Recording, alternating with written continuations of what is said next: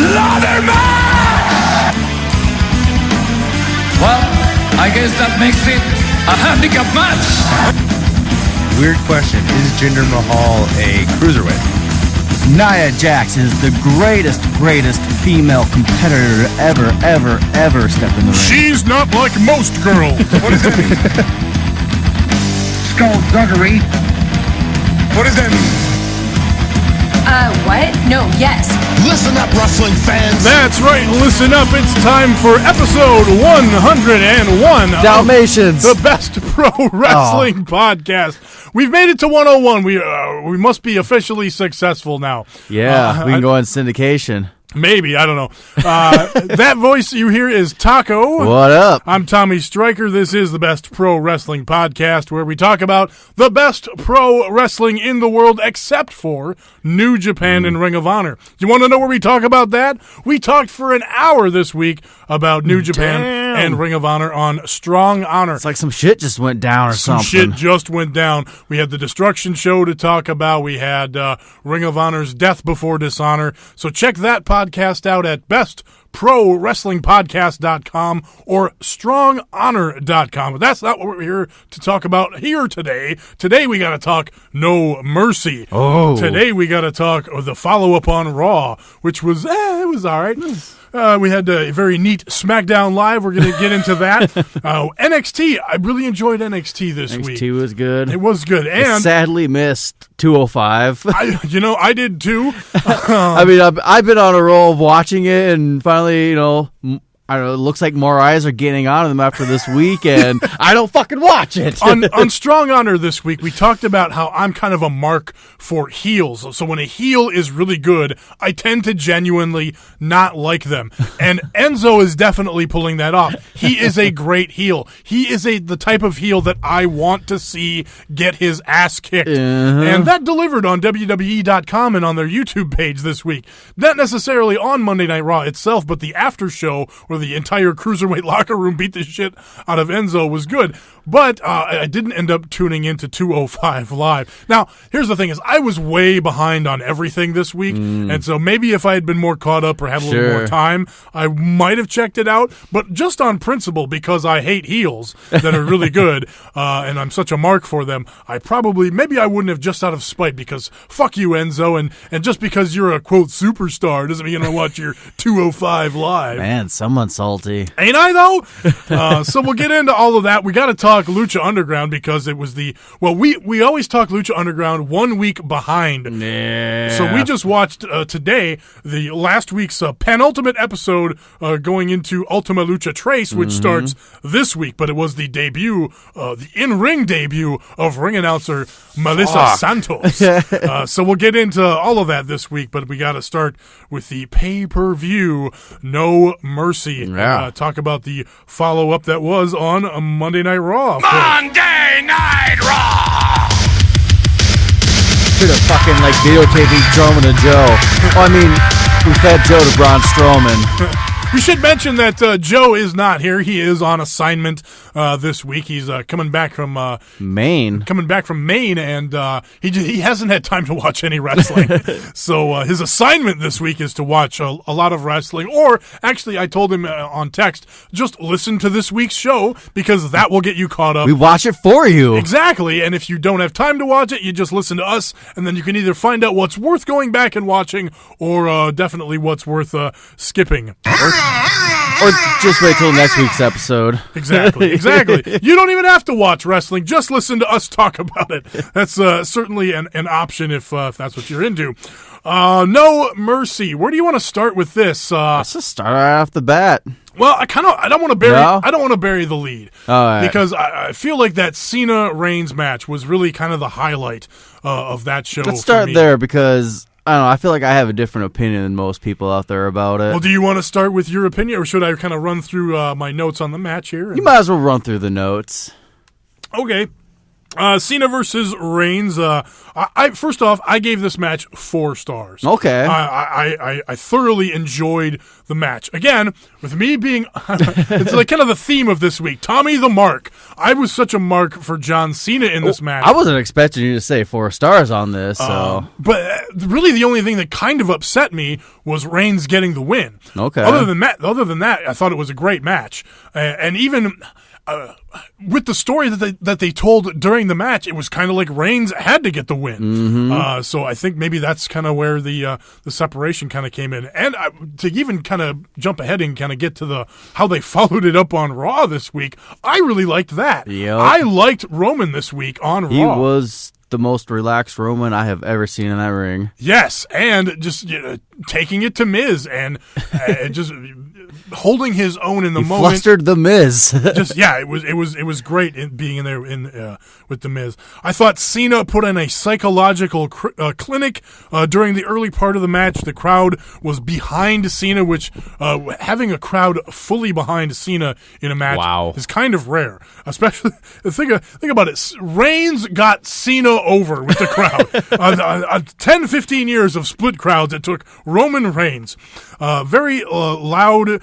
You can't see me spot, the Samoan drop counter. Cena counters the Samoan punch into the STF. Hits an AA for a near fall after the yay boo back and forth punches. Very fun yay boo back and forth spot. Hits a Superman punch for a near fall. Reigns does the super AA after Roman misses the spear into the post for a near fall.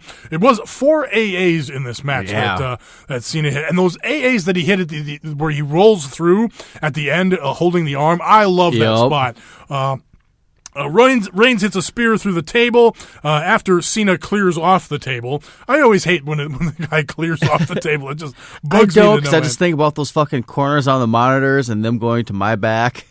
Well, if I'm going to throw you through a table, I'm looking for maximum punishment. I don't care if the corner of a monitor hurts you. That is the object. That is what I'm putting your ass through a table, and if there's shit in the way, so be it. I do wonder about, like, back in the day, though, when WWF didn't have that much money, but they were making money, and these guys are going in there whipping these monitors. I know the monitors they're using now are, like, industrial military ones. I don't think I want to know their budget back in the day for monitors. Well, apparently it was pretty good because they were throwing them damn monitors. They were smashing those motherfuckers. Cena hit the second AA in a row after avoiding one of the spears. After the match, Reigns does win with the Superman punch and the spear. After the match, Cena shows him the respect. The crowd boos. But it was a nice moment between the two after the match. Did you watch the Raw talk afterwards with... I didn't, no. But it was kind of more of the same. I was really hoping to get a chance to listen to the Edge and Christian podcast with John Cena as the guest on there. I didn't get a chance to check it out, but it was kind of Cena talking about how he's really challenging Roman to step up. Yeah. And the Raw talk after No Mercy kind of talked about how Roman stepped up and he's earned my respect and da. And I want to say right after I got done watching the match, I didn't buy it. The crowd was still booing, booing the proverbial pass the torch moment after the match, the sign of respect. And to me, I didn't buy it. But then after Raw and the stuff with the Miz and just the way that they did, I thought they did a really good job with that. And with Roman getting the win over the Miz, going to get the IC title shot next week. I just thought that was done really well. What are your thoughts? Yeah, just the whole match, like, they kept advertising as WrestleMania caliber, and essentially was. I actually enjoyed it a lot, though. I mean, it was your, what you would expect. I, had Roman pegged for winning. We know that John Cena's going to go film the Bumblebee movie soon. It just got announced for this movie kind of shit. So we know he's busy with that. And I see a lot of people, a majority of people online, they didn't like that Cena had to do 4 AAs. And, but I did, because he's also out there doing interviews like, I'm going to go until I can't go anymore. Right. When I can't go anymore, I'm going to know I have to quit. Well, that's kind of been the John Cena struggle, not just this year, but last couple of years. And he hasn't main evented at WrestleMania. When he was feuding with The Miz on SmackDown, he was saying, when for WrestleMania, he said it himself, I'm not the one who's choosing these matches. If I was choosing the matches, I'd be facing The Undertaker. Right. The same WrestleMania that Roman Reigns retired The Undertaker, essentially. So, seeing this constant struggle, it just, kind of like boggles my mind. Like the same people that are jacking off New Japan right now for doing these long-term storylines and these they get fucking John Cena coming in, and he has his own long-term storyline going on right now. And it took 4 fucking AAs to finish Roman Reigns. And guess what? That wasn't enough. Right. We're seeing the struggles right now. So John Cena's at the point where he's questioning himself. So, that was just brilliant. It needed to put Reigns over, which it did. Obviously, fucking everyone's so pissed at Reigns right now, but it did give him that comfort level where I hope he can ride it out right now because it's going to be better in the long term. John Cena at the end of the whole fucking match made it for me, though. Just that, just staying in the ring, embracing.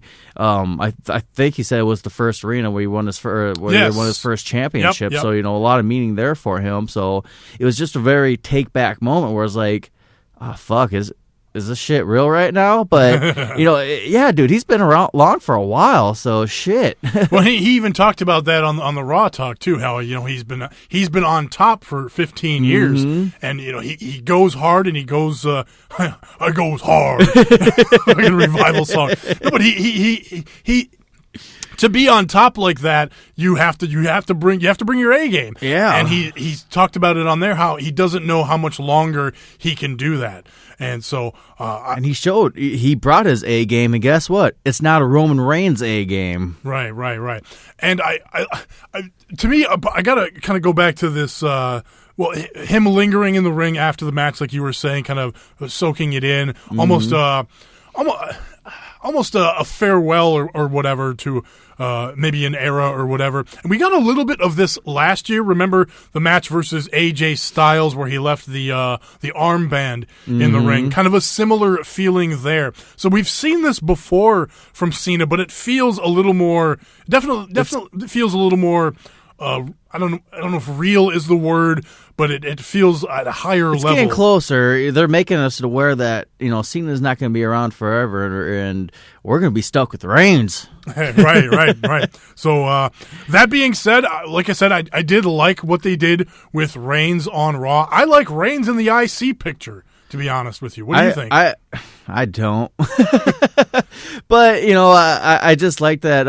It is a championship that he hasn't held yet, so to make him as big of a deal as he is, you kind of do got to put it on him at this point. But I completely like that he was just nonchalant in that ring when Miz was like, "I'm the best shit ever. I'm a champion. I'm the best there is," and Roman Reigns is like, "All right, let's do it."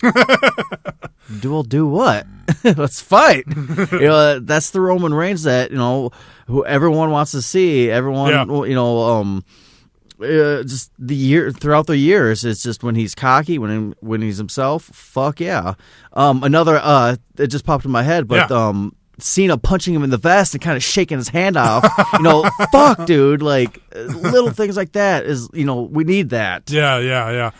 Other stuff from No Mercy, just moving on here. Let's talk about the main event, Brock Lesnar versus Braun Strowman. To me, I got a little bit of the same feeling, and again, talked about this on Strong Honor, the Minoru Suzuki versus Cody Rhodes match. Just like in that match, to me, this match, the finish felt a little abrupt. What were your thoughts on that? This is another thing I've been seeing on people talk about online is, with that John Cena match, they were kind of complaining about, it takes the magic away, the luster away from him having to do 4 AAs, 2 in a row, 1 off the top, constant, and they still not effective. But then Brock Lesnar does an F5 and it's over. I like that. This shows you how strong that move is. It's fucking Brock Lesnar, for Christ's sake. he's Brock Lesnar for a reason. It doesn't matter if it's Strowman or fucking TJP.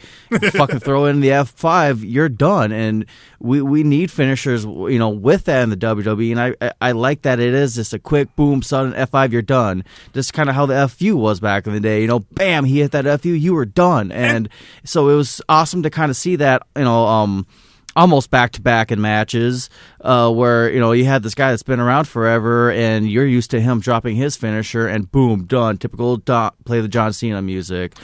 And, he had that struggle, and then you see Lesnar do it, and it's devastating. The match itself, I think people just kind of set themselves too high up on this match right now. I think a lot of people wanted Strowman to win, too. Yeah, and I don't know, it's kind of what I was expecting. It was just, two big guys throwing each other around. What would you expect from these two guys? To me, we talked about it in the predictions last week, and that's not why I was high on the John Cena match. I actually, as a fan, wanted to see Cena win, but that match told such a great story, and it was a good match. Where this match, it felt a little shorter, but I do agree with you. I like that if Lesnar hits that F5, it's boom over. They did a really great job of building Strowman into the match, making him look strong. He dominated the match. Yeah, he looked great. Looked really good. And there was points in the match where Lesnar couldn't hit the F5 because he was, selling his bad back after, had taken that power slam or whatever. And so, Lesnar struggled to get the F5, but when he did hit it, that was it. Strowman had to hit the running power slam a couple of different times, never got that actual win. So, to me, it continues to build Strowman. We talked about it on the predictions. We didn't feel like it was ready for the title to go on to Strowman, and so I thought they made the right decision keeping it on Lesnar here. And Strowman definitely didn't lose anything coming out of this match. And how about the follow-up from Monday Night Raw? Awesome. Beating the shit out of Enzo again. Oh, yeah. And, then he had the match with Dean Ambrose. Ambrose answering the call. I loved that. I love that he answered Kurt Hawkins' call, and Hawkins selling fuck, and just nope, I'm running, I'm over this, I'm running away, and just... he got fucking rocked on that screen, dude. He got banged up a little bit. So, mad props to him for taking that fucking bump from Strowman. But, that was just such a great setup of who the fuck wants to deal with this madman? Oh, the lunatic. Another madman, yeah. I loved that. And then we're going to get the follow-up with Rollins taking on Strowman next week on Raw. Interesting, though, because they built up Rollins for 2 years there. It felt like he was a big main event guy. Yeah. And now it feels like they're gonna job him out to Strowman. But it feels appropriate at the same time, But too. look how good he was with Ambrose, though. Ambrose and Strowman was. I was kind of like, all right, this is neat. It's Ambrose, fucking him just selling Hawkins in the corner fuck it. It's a match, and going on his way. But, it was a surprisingly entertaining match. I thought it was better than the Lesnar or Strowman match from the night before. And it wasn't a complete squash. It was something new. So, we haven't seen this combo yet. Right. Yeah, and so we'll get the same thing next week. And I just like Seth Rollins in the back, and I'm like, what the fuck are you doing, man? We're a tag team. We're a team. We need to talk. And he says at the, Rollins says, I'm going to face Strowman next week. And then he walks away, and Ambrose is like, yeah, that was probably a dumb idea. You're right. But nevertheless, so yeah, I liked that bit of it. Other stuff from No Mercy. Got to talk about that tag match. Dude. Oh, my God. That was so good. I mean, we talked on Strong Honor, the big tag match from Death Before Dishonor between the Motor City Machine Guns and the Young Bucks. That was a hell of a match. I think this one was probably a little bit better, to be honest with you. And I love some Young Bucks matches. But they told a really good story in that Young Bucks match. But back to No Mercy here, the Am Rollins versus The Bar. And, a little bit of shoot blood in the match. You getting your teeth knocked into your skull. That certainly helps with the drama of it all, too. I like the fact that everyone thought his teeth were knocked out until the fucking next morning. You're like, oh, no, they're moved up 3 centimeters. Ooh, yeah, yikes. Damn. But I mean, for Cesaro to be able to go on throughout that match after dealing with something like that, taking one bump and then he would tag right out, man. Like fucking. Well, obviously they're all professionals and they were able to cover up for whatever Cesaro was supposed to do. But yeah, him just being able to stay in there just to do just enough, I thought was really impressive. A fun match. Rollins getting the win with the King's Landing Rainmaker knee. Best fucking Sheamus we've seen too, man. Like, think about it. It was about a year ago that they were doing their little tournament thing. Their best out of five, best of five, it was best /7. of 5 series. Yeah, but we were kind of like contemplating, like, well, this is kind of cool feud. It's going. No, this is cool feud and.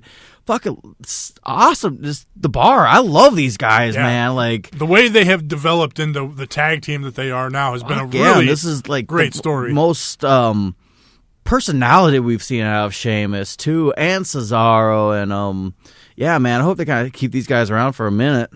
Well, and how about Sheamus and Rollins on Monday Night Raw with the follow-up? Yeah. It was Rollins and Ambrose kind of teaming up, getting the double team a win on the pay-per-view. But then again, you kind of expect the back and forth, the 50-50 booking that WWE's kind of famous for. But they stuck with Rollins here. Again, Rollins is facing Strowman next week. But Rollins did get the win over Sheamus here, kind of doubling down on wins for Rollins and the tag champs. Yep. Even though Ambrose lost to Strowman, but I liked those two in the singles match with the follow up and all of it. So a fun, really good match. Let's talk about the 5-way women's match for the title. To me, I mean, I gave it 3 stars. I thought it was good. But it just nothing it was better than I thought it was going to be honest. Right, I think that's kind of where the 3 stars kind of came from there. Nia double Samoan drops Sasha Banks and Alexa Bliss. All 4 of the other members team up on Nia and hit a sunset powerbomb to the floor. I feel like it's finally clicking in Nia's head. It's getting there. It's finally getting there. She's doing things. She's taking those big bumps. That bump outside of the ring, man. Like I like that spot a lot. And again, in a match like this, you kind of have to do that so that you can take the menace out. Yep. And then it's like Lesnar getting thrown through tables and tables piled up onto him and getting carted to the back and coming back. Yeah. Nia Jax is kind of in that Lesnar role. But she's getting more personality in the ring, where she before felt like a tasteless box of mashed potatoes. Yeah. I didn't want to say a word that was insulting, but where was I with this? The quad team on Nia with the sunset bomb. Sasha and Bayley, I did like them breaking up each other's finishers. Yeah. That was a nice touch going into the finish. But then Alexa Bliss getting the win with the DDT over Bayley. I thought it was notable that she got the win over Bayley because Bayley got thrown in at the last minute. So just kind of getting thrown in to lose. I didn't like that. I was really I feel like that's better than Emma taking the fall. Because right now they're trying to build, Nia still to be a big threat. Emma still, she's working her way up. Bayley's already been up top. How often can we do this fucking shit with Bayley? I hear that. And she's just not as entertaining anymore. She's just lost that luster she used to have. And coming off the injury, too. And coming off the injury. And I'm glad that Alexa won it clean, too, with a simple DDT. It was a good spot. And I'm just happy it wasn't one of those Sasha did something or Nia came in, they got taken out, she snuck in. No, it was a good fucking win for her. Sure. And just that follow-up, too, on Raw, that promo with her and Mickie James. Fuck, man, that was so good. That was really good. And I can hear I didn't see the internet criticisms of it, but let's talk about this idea of, okay, it's the women's revolution and you got the younger woman insulting the older woman. It's the quote unquote the age insulting, and then Mickie coming back with the training bra quips. So is this a women's evolution? Is this more of the same divas stuff? Nah. Thing is, I was was highly entertained by the back and forth of it. They both got good lines in on each other. I'm looking forward to the match between the two. Yeah. What are your thoughts, Taka? Yeah, no, I thought it was the best, probably one of the better promos we've seen out of Alexa, and we really need to see this side of Mickie James since she did make her big return to the WWE. She's just kind of been, floating around, just kind of being Mickie James, and no, I want to see that anger, that Mickie fire come out of her, and she is obviously here for a reason. Let's get her out there. We've kind of been seeing these fucking women's revolution kind of running circles on Raw and SmackDown a little bit when you got fucking look at the match with Mickie and Asuka. Fuck. Yeah. Well, and I like the idea of realism in promos, and we everybody complains that everything is too over scripted, and everybody's just reciting lines. This felt real, and whether or not they were reciting lines or not, but they brought some realism to it. The way I love the way the Alexa sold the training bra line. Like her eyeballs are gonna pop out, but I love the setup of it too. Just like her being on Raw Talk, like, oh hey old lady, blah blah blah blah, talking shit, right? And then Mickie James is like, say that shit to my fucking face, bitch. Right. Let's go at it. Going and Alex Riley on it. Say it to my face. It was just so perfect for Alexa's character of like, no, I don't say nothing. It was just fucking everything was so good about it, and like I'm so excited for this feud, and it's worth noting too. It's a good feud to carry over until Asuka's debut at TLC. Right. I guess that's the next big question here. Is that, well? Here's the thing. I do like. We got a one-on-one thing to promote for a couple of weeks, so I like that. It's not all of the fucking women again, because when you have them all in there, they're all kind of diminished to a lower level. So let's build up somebody else, Nia Jax, Bayley, Sasha, any of them, pick one, Emma, to have this match with Asuka, the big debut where Asuka, of course, wins. But let's build somebody up so that they're not just a geek, going into the match with Asuka, So. Other stuff from No Mercy. IC title match right off the bat. Miz beating Jason Jordan. Skull-crushing finale after a bit of... skullduggery. The crowd actually popped for the skullduggery and Miz and the Miztourage getting involved and beating Jason Jordan. I feel bad for Jason Jordan because I like Jason Jordan. I like his I like him in the ring. I like his look. He seems genuine, but this storyline just sucks ass. This is so bad. Every time they mention Kurt Angle and it's his son, and it's so bad. I'm trying to be patient with it. Hopefully, there's a good payoff on it. Like I always say, there's always like the long con with like New Japan storylines, where it's like, oh fuck, this is what they were doing. It's awesome, and we just unfortunately don't give WWE that chance a lot of the times. And like I said earlier, because we've been burnt so many times. So many fucking times. I just don't trust them to tell a good story. It's hard to tell a good story when it starts off so fucking bad. When you're rewriting the script an hour before Raw. Yeah, it's unbelievable in the truest sense of not believable because it's so fucking fake. Like, you're already going against... pro wrestling has this headwind because it's not a real sport, because it is fake. And when you introduce something so obnoxious that it's like, come on! Oh, we just so happen to be in the same company, the WWE, where nobody can fucking make it to the WWE. Weird. We had enough of you talking that flim-flam, that booty chatter. What does that mean? Exactly. Oh, I lost it. Where did it go? Where did old Rusev go? Rusev number one! Yeah, no, I got that one. Rusev number one. What does that mean? Okay.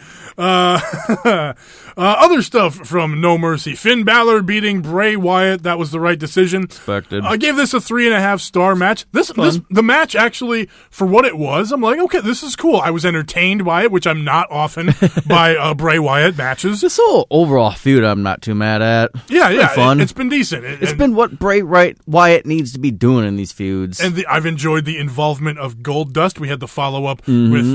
It was a bit awkward, but they tried. They told a little story in there with Goldust being offended at the idea that Finn Balor was like a valiant knight, right, shit like that. Calling Goldust a victim. Yeah, that's what it was of Bray Wyatt. Him taking offense to that, and thus leading to the Goldust match with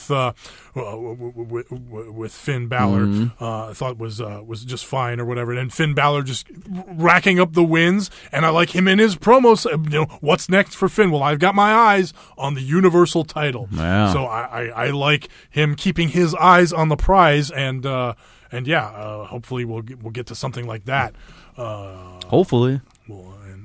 And hopefully it's not a complete squash of Finn Balor. I wouldn't be against the idea of the championship going back to Balor either. No. I think you could tell one hell of a story with Balor and Brock Lesnar, provided Brock Lesnar is willing to participate and have an interesting match. But that's a completely different story.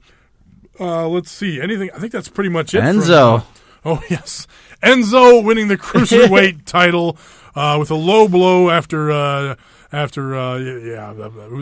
was at a bad spot in the card. It was in between kind of the two main events. I'm not mad they put it there, but I'm happy they put it in such a, I don't want to say a high-profile spot, but not the kickoff of it all. It was a good spot for the Cruiserweight match. It was in a prestigious spot, I suppose you could say. I mean, I was bummed out that Enzo won it until the next day. Everything was just so awesome. I mean, Neville dominated that whole fucking match, and just a complete ass whooping on Enzo, like always. Typical match, but Enzo's own cockiness getting to him in that match, and it's like fucking look at the reaction. Everyone was blowing up Twitter like, what the fuck? And I liked Daivari being like, well, maybe with my Persian privilege, I should just buy the Cruiserweight Championship, just shit like that. So everyone's just freaking out, and just the reactions is, kind of what the 205 needed, and that's kind of what everyone's been saying about Enzo needing to go to 205, and it's working. And just everything about Enzo on Raw too was just, it was getting better and better. Just him going up to Angle, like, just being a piece of shit. Just being a piece of shit, and just like, hey man, I need a celebration because Drake and popsicles, and I'm doing blah blah blah. I know what the fuck you're saying. Sure, just their interaction all night was awesome. And by the way, you're annoying. Yeah, that was a nice touch. And like you said earlier too, it's just like the heat that Enzo has right now is just. It's odd because like he's still getting these crazy fucking cheers when he comes out, but everyone fucking hates him, and just the whole just Enzo tearing into the whole 205, just bagging on him, and just fucking Neville coming out, the whole roster coming out, and this fucking Neville coming through them, fucking his eyes just bagged up, just looking like. He's been crying all fucking night, just drinking whiskey, just pissed off, and him just like, I don't give a fuck. I am attacking you. I'm destroying you. I don't care what I forfeit. Fuck you, Enzo. Yeah, I wonder what the follow-up it's just like, it's just so awesome because, it shows you he is the king of the cruiserweights. He doesn't care who he is. He's defending his fucking kingdom. That's just so great storytelling there. Well, and the idea that he had a no contact clause, but everybody on the roster beat the shit out of him. Right? So who's going to challenge for the Cruiserweight title when everybody made contact with him? So I guess watch your 205 Live to follow up on that question. It was just, I just like that, and just like seeing the interactions too between all the cruiserweights, like Mustafa Ali was going up on the turnbuckle, and Gulak's like, no, I can't allow this, no fly zone. Everyone's like, please, just this one time. So it's just like, it shows you everyone's hatred for Enzo, but it just, the division's never been so fucking good on 205, and I do regret not watching it this week because I want to see the results of it. I want to see more of this, and a lot of people online too are kind of hinkling too, like, oh shit, since everyone beat the shit out of Enzo, and Enzo's a fucking bitch, this would be a great way to bring Kalisto in. Oh, there you go. Here's the thing for me though, is like, I'm curious to see what happens on 205 Live, the follow up to this. But again, it's the mark in me. The Enzo is such a good heel that I want to see him get beat up. But at the same time, I don't want to feed into this bullshit of, well, I'm selling the merch and everybody's watching 205 Live because of me. Now, I want to counter that and say, I'm not watching your fucking bullshit. It's WWE. We know it's true. Yeah, that's why is Daniel Bryan the champion, or was a champion in WWE? Because he was selling merch. Well, they fought that for a half a year, didn't they? Yep. All right, let's move right along. Let's talk some SmackDown now. Change the subject.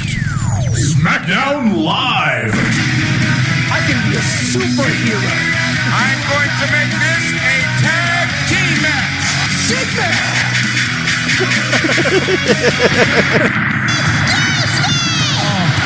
Well, it wouldn't be SmackDown if we didn't start with a little Zigman talk, huh? I can be a superhero. Zigman! So it finally, he did the Undertaker entrance this week, and that was enough to spark Bobby Roode to finally come out, do his big entrance, and officially a babyface, and challenge Dolph Ziggler. Yeah, interesting there because, and this is really interesting because this is kind of the rap on Bobby Roode, is that he's just kind of an entrance, and when he gets in the ring, there's not much to him. Whereas Dolph Ziggler is kind of known for being a good or decent in-ring performer. I would make arguments that his psychology isn't always the best, but I mean we'll see what happens going forward. But I have not liked what they've been doing with this Ziggler thing. I mean, who has? Because there's nothing good about it. But I'm interested to see where this goes. Anyway, good little feud. I'm glad the fucking Zigman's the gatekeeper to NXT though. Shit. Yeah, there's that. He had the Sami Zayn feud. Sammy and Wow Wow. You had Corbin. Fucking this dude now. Other homeboy. That one guy with the arms. You know. Yeah, so many pro wrestlers. We have so many professional wrestlers lined up, boots laced, oiled, and ready to rock. All right, let's talk the Kevin Owens situation. He had the match with Sami Zayn. Zayn comes out at the beginning of the show, tries to talk some sense into Kevin Owens. You've lost your mind. Daniel Bryan ends up putting him in a match. Which bothers me because when Kevin Owens is running his mouth saying, "I'm gonna own SmackDown, I'm gonna own the WWE," you know what the first thing I'm gonna do is I'm gonna fire Sami Zayn. Fuck Sami Zayn. Right. Why are you coming out, Sammy? Right, exactly. God. And then Kevin Owens just, again, he had a great promo on Sami Zayn saying, I've been United States champion, I've been Intercontinental champion, I've been the Universal champion, I've outshined you in every way, and you got here 2.5 years before me.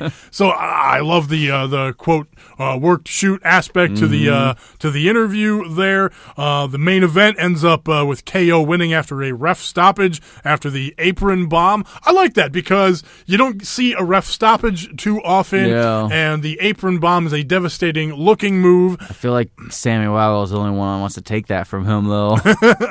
Well, if you're going to take a power bomb, it's probably one of the easier ones to take because instead of following all the way from Kevin Owens' shoulders to the floor, you're only falling half as far onto the apron. See, that part doesn't scare me. It's the fucking, his head getting caught on the fucking rope or something. Like, oof. You do have to be careful and know what you're doing. I suppose those two guys trust each other. That's for sure. Oh, those two certainly do. They've been fighting forever, as has been noted. But then was it? Shane comes out and Kevin Owens tosses Sami Zayn into Shane and runs away. So we didn't get any contact between Shane and Kevin Owens. Kevin Owens playing the perfect chicken shit babyface, running away from Shane. So that was the development there. Continuing to build to the Hell in a Cell match in a couple of weeks at Hell in a Cell. We'll do the predictions for that next week on this show. Yeah. Man, they just come flying at us, don't they? Baron Corbin beat Ty Dillinger with a count out. He throws Dillinger into AJ Styles in the announce table. So am I the only one that geeked out that Ty Dillinger got counted out? He got counted all the way to 10. 10. Yeah. Corbin challenges AJ Styles for the U.S. title at Hell in a Cell, and he says he won't take shortcuts, but we'll see whether or not he involves the Skullduggery. You know, like, he has to win this one. Otherwise, he's going to be a fucking joke for the longest time. Continue to be the joke for the longest time. Like Corbin, you think? Corbin, he does need to win this one full on clean. Like, he has to. I hate that because I do too. Because then AJ Styles is kind of a geek to Baron Corbin. Yeah, he has a lot of cred though. He has street cred. Yeah, it would be. They just need to do something with Baron Corbin. Like, you know, I'm one of those people. Feed him, you know, sink or swim, feed him to the fire, feed him to the wolves. You know, you have to fucking rise to the top. And I don't know. At this point, it's like, does AJ Styles really need the U.S. title? No. What I said was, stop talking. I'm going to go against you on this one. I'm kind of over the Baron Corbin thing. I've never been on the Corbin thing. Yeah, I don't. He doesn't need to get any more wins. He's not showing anything. His promos aren't very good. You know, he was decent on Talking Smack when that was around, but that's not around anymore. Exactly. So there's nothing. What does that mean? No, it's a weird structure. I think you keep AJ strong until he's got a formidable opponent, or if they're going to move AJ into the main event picture where he belongs. Otherwise, just keep him strong with that U.S. title, and let's do this open challenge thing that they keep teasing. It's teased. Way fucking. I'm over that shit. Yeah. All right, the Usos took on the Hype Bros. They won with a top rope splash. They take advantage of the unwanted blind tag that Mojo tagged in last second against. Mojo blind tagged in, and what's his name? Clinton Dix. Clinton Dix took umbrage with, or was offended that Mojo tagged in, and so. But that led to the Usos getting the win. The New Day want to defend their titles inside Hell in a Cell. So we've got 2 Hell in a Cell matches.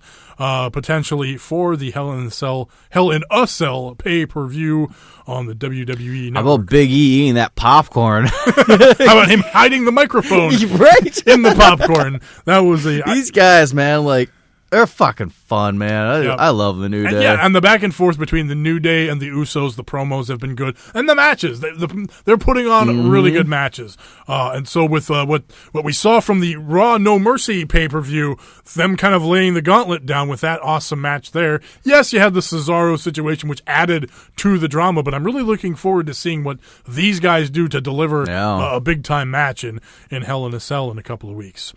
Charlotte versus Carmella was a match. Charlotte getting the win, of course. Natalya talks some really lame smack, but has the. I did love her really lame woo. That was like Natalya pulls off a lame Ric Flair style woo. And I like the maniacal laugh that sounds like she's smoking about 2 packs a day there too. I like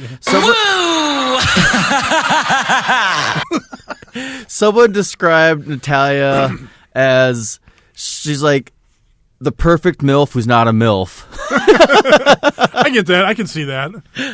Hold on, I gotta hit. We got this one here. That is tremendous analysis. The Pride of Bulgaria celebration. This was phenomenal. Aiden English singing the anthem. Rusev gets the key to the city. Rusev says he's younger and hungrier than Randy Orton.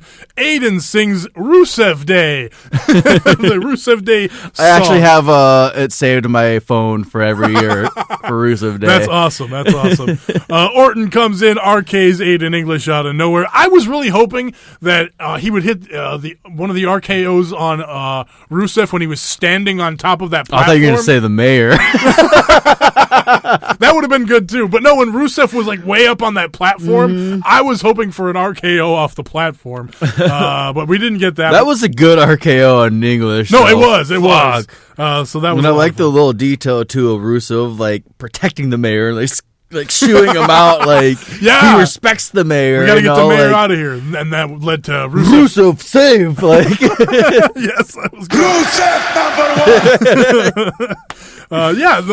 That was a great thing. Building up to another match between these two. Hopefully, we get a good competitive match between did these two. they? At some point. I might have heard it wrong. I was fucking probably like snacking or something. But did they say they're gonna? Did Randy challenge him into a Hell in a Cell match or just to a match at Hell in a Cell? I think it's just a match at Hell in a Cell because I think they're just going to do the two in the big cage.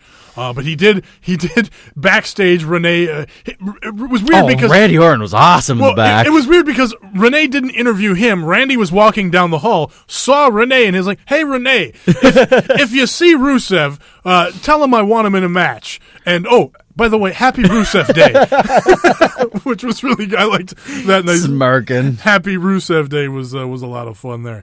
So that was pretty much Smack. We didn't talk about the Jinder promo. At least Nakamura came out and beat the shit out of everybody finally. I'm partially glad WWE didn't apologize. They fucking just fuck it. Well, he kind of he alluded about how he went too far, or how he might have went too far. I'm glad they just kept it part of the story and just let Shinsuke whoop his ass. Yeah. So that was fine, and hopefully instead of making like some big press release of no, you're not. You're just fucking just fucking let the dude whoop his ass on TV. Right. And I'm scared because that match from SummerSlam was really bad between those two. Yeah, but me like really partially hoping that Baron Corbin beats AJ Styles to put AJ Styles in the main event scene so Shinsuke can get the strap and be put in the main event scene. That's what I really want to happen. Well, that's what everybody wants. That's what we deserve. But I mean, you might not get it, you know.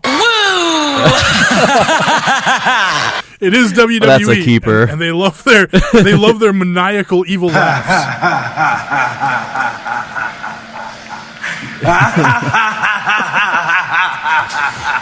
But we don't have Andersons on here. I don't have that one. But yeah, I'm not holding my breath. But yeah, AJ Nakamura is what everybody's hoping for. I know. I'm just fucking daydreaming. Yeah, we'll see. Fucking. All right, let's get into some NXT, shall we? Change the subject. NXT.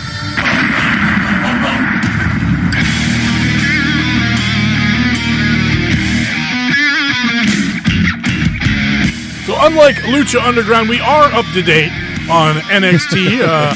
This show coming out every Thursday. Did I being watch recorded NXT? Wednesday nights. I don't get to say that anymore. We finally got an answer to what's happening with the women's championship match. So it will be a fatal four-way at TakeOver Houston. Kairi Sane, the winner of the Mae Young Classic, part of that, and we're going to have some qualifying matches between now and then. We got quite a bit of time between now and TakeOver Houston. That is going to be November 18th, the day before the Survivor Series on the 19th. I believe the Dopelander. The New Japan World Tag League also starts on the 18th. I don't have that written down up there, but just going from memory, I believe that starts that weekend as well, and that's damn near a month-long tag team tournament. Right. So we're looking forward to that.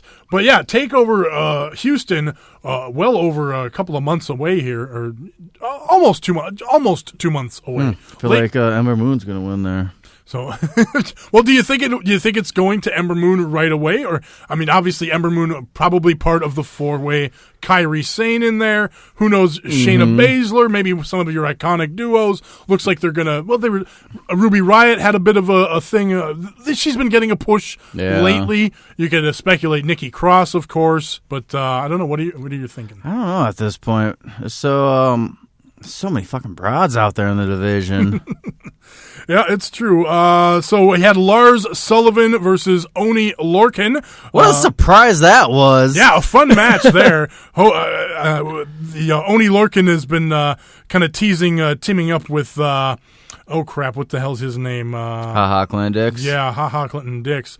Danny Burch. And yeah. it was after the match. Well, Lars Sullivan did win the match with kind of a side spine buster, but it goes for attack, continuing the attack after the match. Danny Burch coming out and saving Oney Lorcan from further attack. Kind of those two have been teaming up lately. I'm hoping for a Dusty Rhodes Tag Team Classic, but they haven't talked about that at all on NXT, so I'm kind of holding my breath for a... You know how they are, though. Fucking last minute. Surprise, cockbags. Oh, shit. We got to scramble. I mean, you never know, but like I said, I'm not holding my breath for it this year since they haven't brought it up. But during the match, I was like, wow, what if this Lars Sullivan and Oney Lorcan teamed up? What a hell of a team that would be. But yeah, a fun match, a big win for Lars Sullivan, but Oney Lorcan just fucking going off with some slaps. What the hell's wrong with you? That's open hand slap. You know, just Old-fashioned slap right to the face.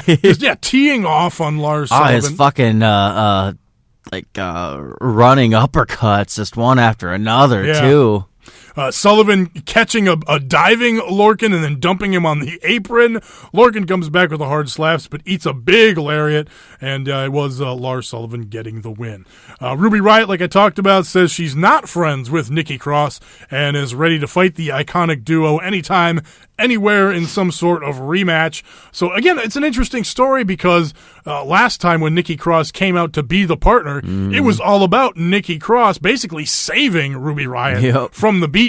Ruby Riott did not have a good showing in that match, so wondering if Ruby Riott will get some comeuppance or at least look good in a match with those two involved. Again, she looked fine in singles versus those two, but in the handicap that turned into Nikki Cross coming out, Ruby kind of got her ass kicked in the match until Nikki Cross came and saved the day. I almost called him heavy metal. Heavy Machinery took on a couple of guys by the name of Scott and Bronson. They beat them by squishing them to death, basically. Regal makes Gargano and Andrade Cien almost a rematch for a couple of weeks. A couple of weeks away. That should be a good one there. Then we had the Roderick Strong interview. Roderick Strong's been preparing. I do this for my family. I live in my family. I've been doing this for a long time. Yeah. I'm gonna fight you. Yeah, we get it, nerd. Fuck. Roderick Strong, not the greatest in interviews on promos, kind of generic, kind of basic pro wrestling 101. So yeah. Which is cool, be generic, be you know, but don't say the same shit every week. Yeah, he says McIntyre doesn't have what it takes. He saw it in his eyes.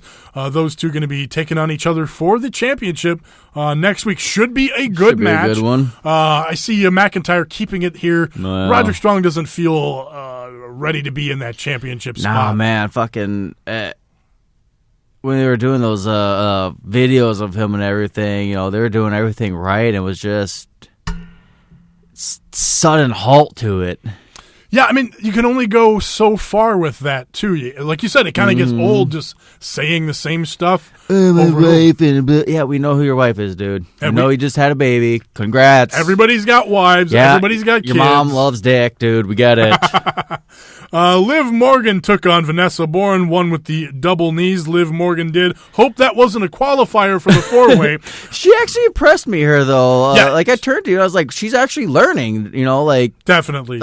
Trying new things and connecting with new things. I dug her finisher, too. Yeah, she, like you said, she's getting better, looking better, improving, which is more than we can say for someone like Dana Brooke. So. We haven't even, is missing in action. We haven't seen her in months. She's been doing fucking shit. Arnold Classic, yeah, probably. You know. Okay. We didn't really...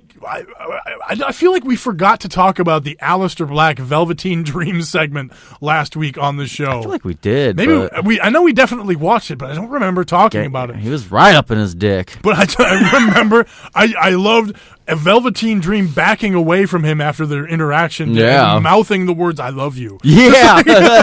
So awkward and obnoxious. And then I liked Aleister Black's follow-up this week, just comparing him to a kid that needs attention, right? I'm not going to respond to the kid that throws a fit, in the grocery store and give him what he wants. This is beneath me. In a world where everyone's unique, he's just trying to stick out. Like, right. Fucking, who would have thought this dude's so good on the microphone? Just 2 fucking interviews and just, was pointing out that he's fucking so awesome that when he spoke, everyone was quiet. Well, and that's the other thing too is they haven't had him speak a lot, and they, like this little promo that they did, or this little segment, I should say, at the Performance Center after his training session. Again, there's always a reason for the camera to be there, which I love. Right. The little press conferences that Regal has setting up the rematch. Right, between... it's kind of silly though, because like Raw and SmackDown, it's like whatever. There's just a fucking camera on its side in the back. Right. But no, I like that they have a reason for everything happening. It's awesome. Everything makes sense. But again, so him having the training session, but him.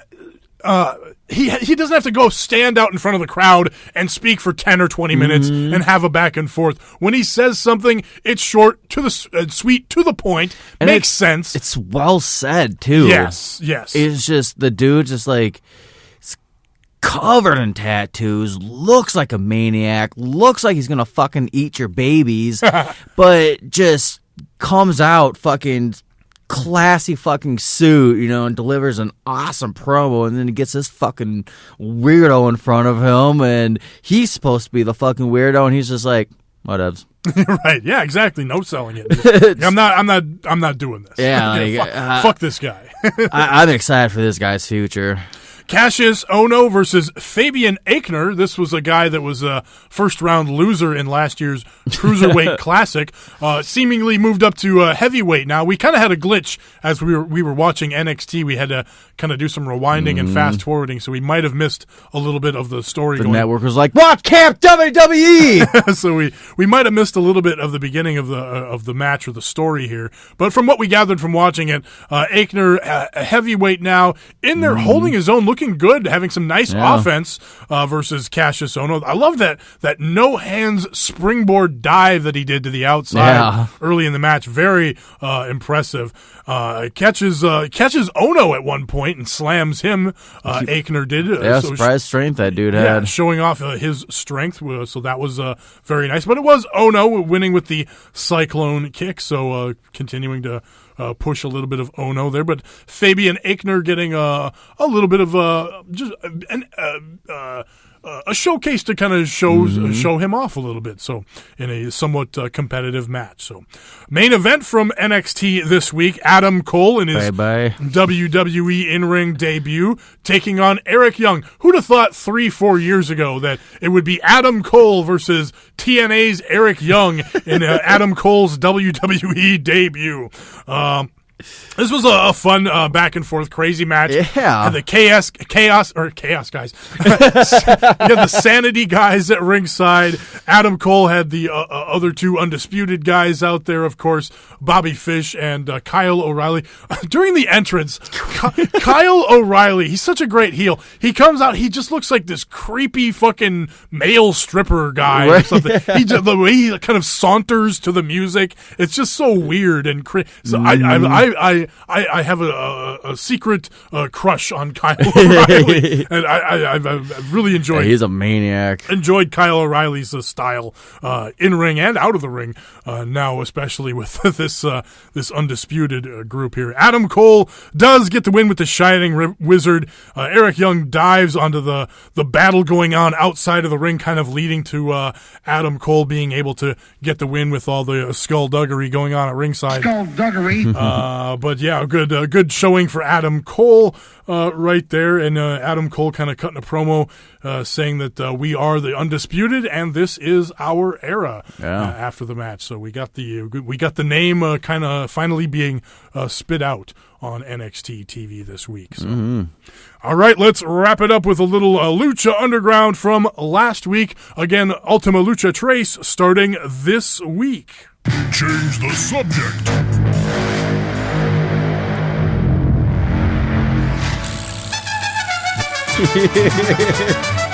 So this week's episode, or last week's, episode started off. This was all about the in-ring debut of Lucha Underground ring announcer Melissa Santos. So this started out with Phoenix training Melissa Santos in a training session. She gets a little bit intimate and wants to see Phoenix without his mask. Remember, these two are smitten for each other. Phoenix says, "My mask is everything to me, and without it, I have nothing." Melissa Santos says, "You'll always have me," and they have a passionate kiss right there in the training ring. Then Famous B takes over as special guest ring announcer, since Melissa Santos is going to be having a match with Brenda as the special bell ringer and timekeeper. Dante Fox took on Tejano. This was a Dante Fox getting a win with a roll-up after Famous B announces prematurely that Tejano got the win, even though it was a 2 count. Kill shots looking on during this match. We've got the whole situation going on between Killshot and Dante Fox that will result in a Ultima Lucha Trace match also coming up. That Dante Fox cat, he's fun to watch too. Yes, he's a very good wrestler known as A.R. Fox on the indie scene. But yeah, he's really cool. And looking forward to the Killshot Dante Fox match. That one is going to... There's a special stipulation with that one too. They're doing a special 3 different... No DQ? Well, it's 3 different matches with 3 different stips. So, but typically in Lucha Underground, any stipulation match typically is... These match, anything goes! So, but we'll see what it ends up being. Son of Havoc says if he wins the Gift of the Gods match, he's going to add himself to the main event of Ultima Lucha Trace between Mundo and Prince Puma. Pentagon Dark says he will win and break everyone's arm. Dario gets on the phone and puts extra medics on standby. Then it was Mariposa and Marty the Moth taking on the debuting Melissa Santos, teaming up with Phoenix. This was basically a match, just basically setting up more heat on the match upcoming between... this match was just set up to see Melissa Santos come out. Well, there's that too. Holy fuck. Melissa Santos definitely looked great in her wrestling gear and had some fun little spots in the match. But again, this was basically more heat to set up the match between Marty the Moth and Phoenix. Phoenix dominates both of Marty the Moth and Mariposa until Melissa Santos tries to blind tag, but Phoenix won't let her in. Then those other two take over, Mariposa and Marty the Moth. Santos does get a hot tag. They hit a bunch of double team offense and kicks. Hot. And Phoenix gets crotched on the top rope by Mariposa and Mariposa ties him to the ring post. And then they get the double team pile driver on Santos, causing Marty the Moth and Mariposa to get the win. After the match, Phoenix does break free before Marty the Moth can cut Santos's hair. So it will be Phoenix versus Marty the Moth in a mask versus hair match at Ultima Lucha Trace.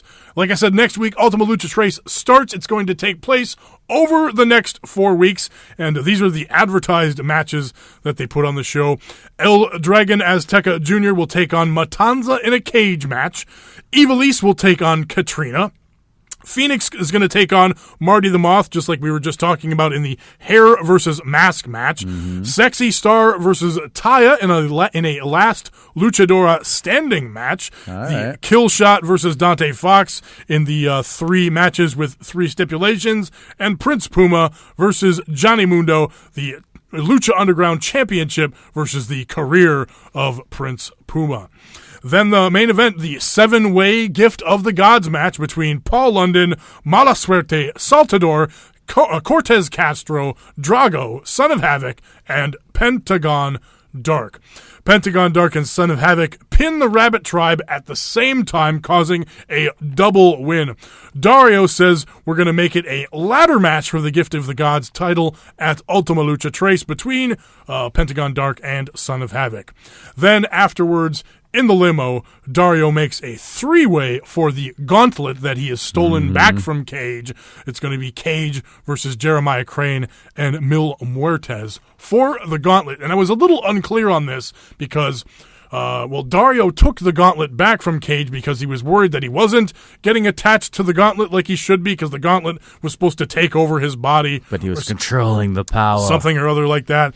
But he wants to get it on. He was just jacking off in the corner for like nonstop with the glove. He wants to get the gauntlet either on Jeremiah Crane or Mil Muertes, and he told his Messiah or his God or whatever it was in the limo with him that if Cage wins, you can come to the temple and kill Cage, I guess. So a little bit of mysticism and gods coming into play at some point, possibly at Ultima Lucha Trace. Just in time to not get a new season. Right. Awesome. That's the thing is these are kind of fun shows and all that. We've got 4 big Ultima Lucha Trace shows coming out, but it kind of feels like a lame duck show at this point because it's just kind of carry it out to the end if we can. We know a lot of these guys, not coming back or just kind of waiting in the shadows to make their TV appearance elsewhere at this point. Right. Like, I mean, if Prince Puma ends up winning this thing, which feels like the natural storyline, I mean, he's probably not going to come back and re-sign. Right. I mean, I guess maybe he's already... He might be locked in. I don't fucking know. I don't know these Lucha Underground contracts. So I don't know. All I know is that Puma is looking forward to the last episode of Lucha Underground to air so that his 90-day non-compete clause can go into effect and he can show up 3 months later somewhere else where he can make some money on TV. Hell yeah. So, all right, let's wrap up the show with the WWE Tweet of the Week. Now it's time for... the WWE Tweet of the Week. Taco, do you have one? Otherwise, I've got one on standby. Nah, I didn't look nothing up. But in that case, we will go with Luke Harper. You can follow him. I believe it's Luke Harper WWE is his Twitter handle. This is his tweet this week. It's Wednesday. You know what that means. Put a lot of... effort and research into the WWE. I feel like we did that last week too. Well, I feel like he's been tweeting the same thing for about 2 years now. No. Maybe we should put a little bit more effort into the WWE Tweet of the Week. Maybe not. Check out the website bestprowrestlingpodcast.com for all the other 100 episodes of this show that we've done, as well as episodes of Strong Honor, some special edition predictions episodes in there mixed in as well. But all the best stuff from past episodes you can check out there. Also, look for the exclusive Strong Honor feed to be coming up soon on iTunes and in other places. Follow this show on Twitter at BPW Podcast. Also on Facebook, facebook.com/bestprowrestlingpodcast. Email the show, bestprowrestlingpodcast@gmail.com. And you can follow me on Twitter at Tommy Stryker, spell Stryker with a Y. Taco, where can people find you? Ooh, you can follow me on the Snapchat, the Twitter at HGREV Taco. And you can find Joe on Twitter at Joe BPWP. Just think Joe Best Pro Wrestling Podcast. That's going to do it for this week. Thanks for checking it out. Rate, review, and subscribe on iTunes and wherever you get your podcasts. Bye. Peace.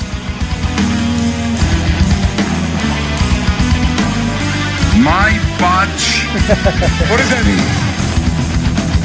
Distraction. Too many distractions. What does that mean? Yes, sir. Ha Clinton Dix. What does that mean?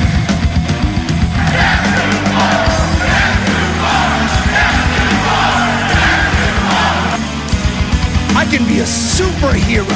Sigma!